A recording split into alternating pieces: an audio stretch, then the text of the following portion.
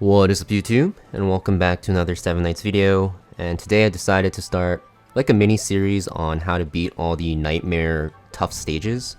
I did a lot of the normal adventure stages, but for the most part those stages are a lot easier. You just have to kind of unlock equipment slots from ruby farming a bit, do a bit of raid in between to get some gear up. But some of the nightmare stages are extremely hard, even if you have like everything, 6-starred, +5, and your gear unlocked. So I decided to make a series on it because I get DM'd every single day, multiple times about specific stages. And today we're not starting at chapter 1, we're starting at chapter 10. I'm gonna make my way backwards, I guess, or just focus on the hard stages first. And 10-30 is by far the hardest stage that you'll fight up to chapter 11. And everyone wants to get to chapter 11 because that is where you can start farming 6-star accessories. Now the reason why the stage is so hard is going to be because of the first wave. The second wave, you can kind of just bring Leo to counter the death. And honestly, you probably just want to tank down and death it if you can. If not, you can use a physical team, but death is just way more consistent. I actually cleared it first with a physical team, but I'm going to show you guys it with the death team because it's a lot easier. And the first wave is the big problem. So the problem with this wave is a nightmare. Some of the characters you fight get increased effects. For example, sometimes you fight against stuff that have 10 turn debuffs. Sometimes you fight against Nightmare Nia in this stage, and you have the, if you look at the bottom here, a skill cooldown increase of 2 minutes.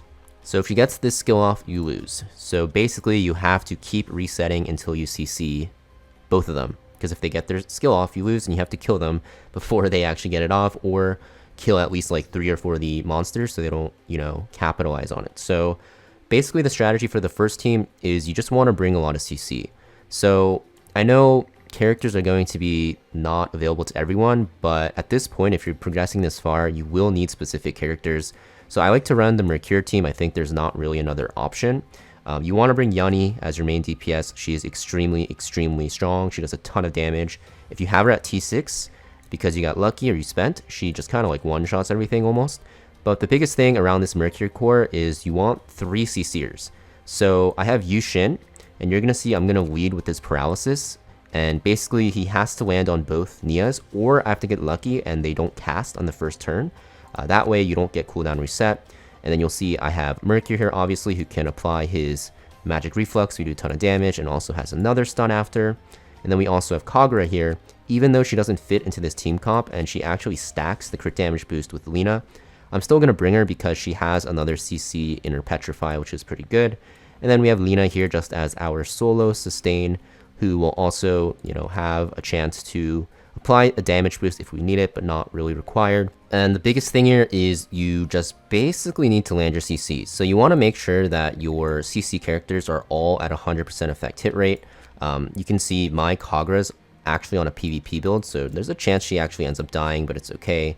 But you just want effect hit rate on the main stats. You can go for Spellweaver set from Hydra to reach it. You can see that I have everything at 100 effect hit rate, so I have the maximum chance to land my debuffs. Some of my characters aren't even on rings, but whatever, it'll still work.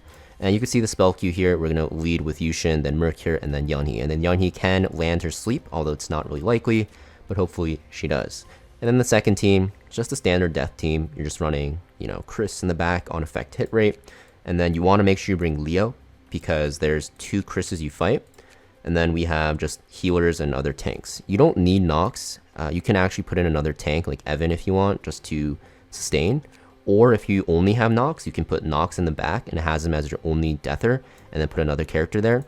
You just want to make sure you bring Leo and like 1 death character and pray that you land your debuffs. So here we go. I'm going to start the battle. I really hate this stage, but I'll show you guys how it works.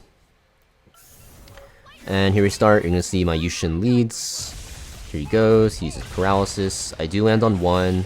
So basically at this point, she does time leap, and you're going to end up seeing that I do get fully reset. So at this point, you just want to restart. And there's not really much to it. You just have to keep just kind of brute forcing it, because this stage is just really dumb and there's not really a way to just consistently win. So you can see I do land on 1. She does it again, and since we get reset again, you just keep restarting, and there's no real counterplay because it's just RNG. So you can see here I miss on both, but there's 4 people that didn't get hit, so you can see that one of the characters might use something else. And in this situation, I'm going to queue off my skills and then use Kagura's to try to land the CC again.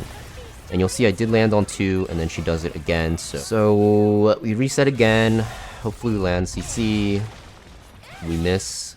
So we're probably going to have to reset. Okay, so Shane does use her thing here, so I'm going to actually pick another CC skill next. My Kagura dies because she is a bum and she's very squishy. Then we use Mercure's skill here, of course.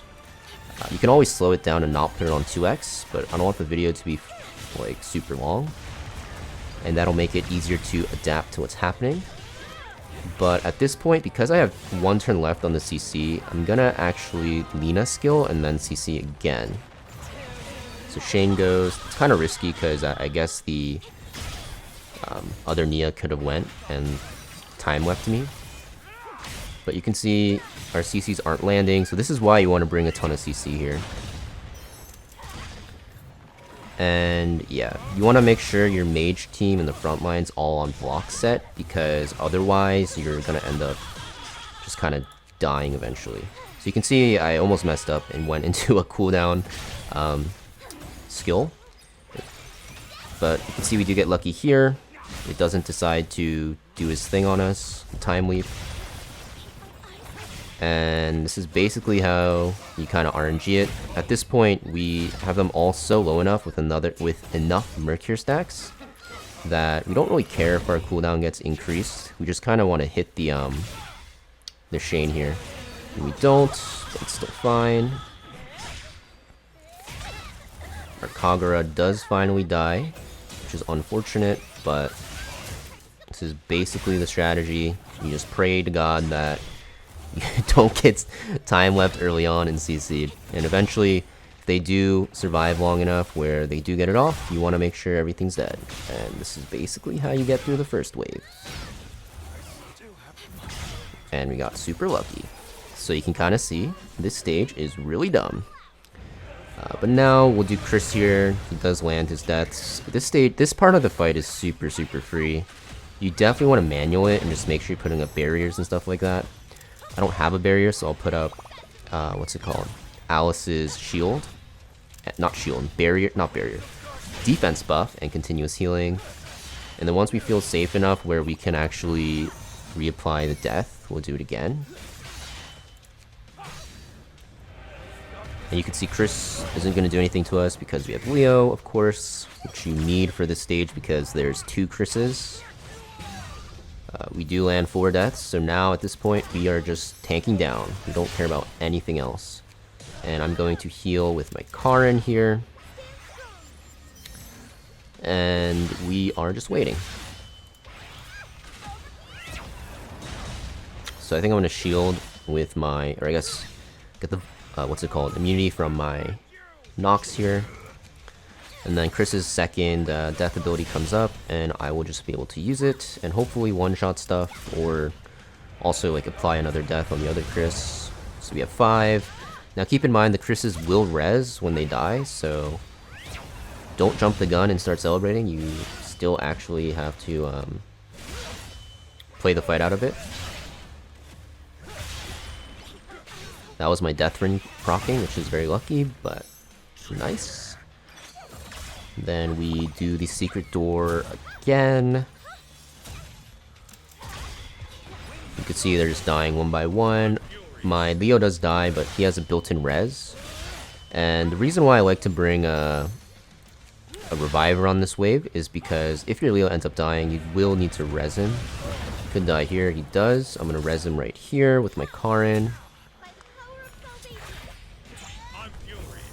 And this guy dies this turn, perfect. He's gonna res. I will reapply the death debuff. Probably should have used Chris's single target because it has a higher chance, but it's okay, we land it. And now at this point, I'm just gonna click a skill that's on cooldown because there's no way we lose. He's just gonna run his immortality out, and we basically win. And I know like the first wave was super sketch, but that's basically how it is. You can't really get around it. But I'll actually do it again because I hate my life, and I'll show you guys that, you know, maybe there's another way to do it. I guess not another way, but different set of RNG might happen. You can win a different way. So I'll show you guys the run one more time. We did miss again. Have to pray, so he doesn't go for it. That's great. Now I'm gonna go for the stun here. Try to stun the other one. I don't. So now we're guaranteed to get a reset because it's time leaping. And we go again. Yushin goes. Bam. Shock comes out, of course. Kagura will petrify. And then we get another reset, so that's absolutely amazing. Then we go again. Do land it on both in the back, so very, very good start. And then now I will use my Mercure to put the debuffs. And then here, I think I'm going to try to use Lina's damage buff and defense reduction because I did land on both and I got Mercure's CC. Then after that, we're going to use Mercure's stun and then into Yuni's sleep. So we do stun both. So this is like ideal situation. This took me about like 10 resets, I'd say.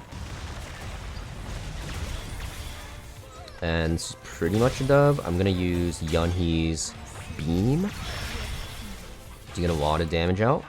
It's gonna skip their turns. I will then use the petrify. Bam, and you can see that it's pretty much it.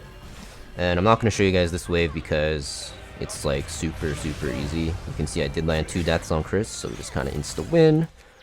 But that is basically how you have to do 1030 Nightmare. And I know it looks terrible, but this is the easiest way that I found, and it's basically the way that my entire guild did it as well. Because, I mean, there's just no fucking counterplay to this, guys. Like, what is this shit? Please change this to like 20 seconds. This is so stupid. But yeah, pretty much it for this video. Hopefully you guys get lucky. It's gonna take some resets. But yeah, pretty much it for this video. And thank you for watching. Peace.